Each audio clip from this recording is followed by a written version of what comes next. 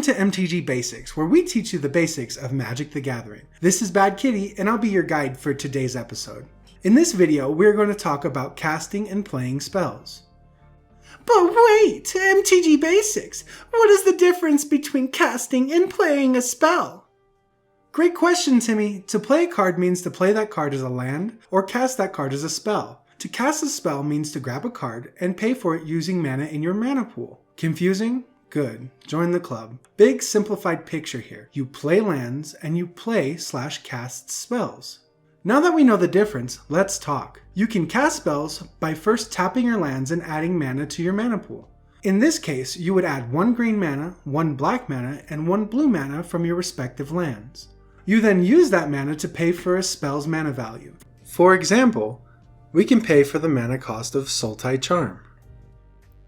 Each non-land card has a cost associated with it to cast it, and the costs are typically found on the top right corner of the card. Here are a few examples.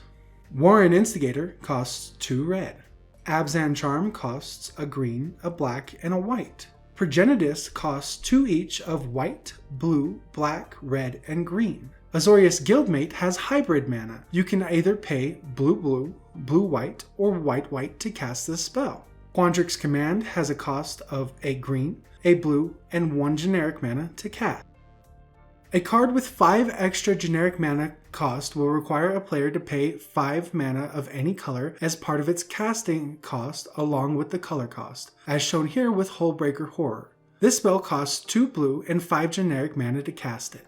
The same is true for Storm Skrillex, a spell with an extra 3 generic mana cost. It will require a player to pay for 3 mana of any color and its color cost, which would be a red and a blue.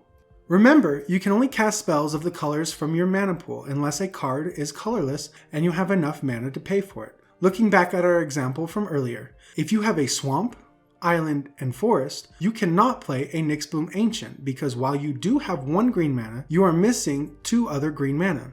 Additionally, your swamp and island will help you pay for 2 out of 4 of the generic mana. However, since you are still missing 2 other generic mana and 2 green mana from your mana pool, you cannot cast this spell. Let's look at a few more examples using the same mana combination.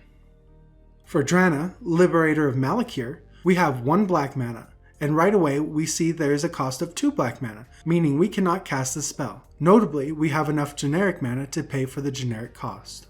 For Windfall, we see a cost of a blue mana, which we have, and then we see a generic cost of 2, which we also have, so we are able to cast this spell.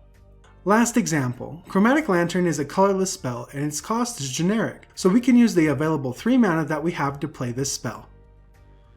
These were the basics to casting spells and should get you started slinging spells with your friends. If you have any questions or comments, let us know down below in the comment section. Thanks for watching and tune in next time to learn more MTG Basics.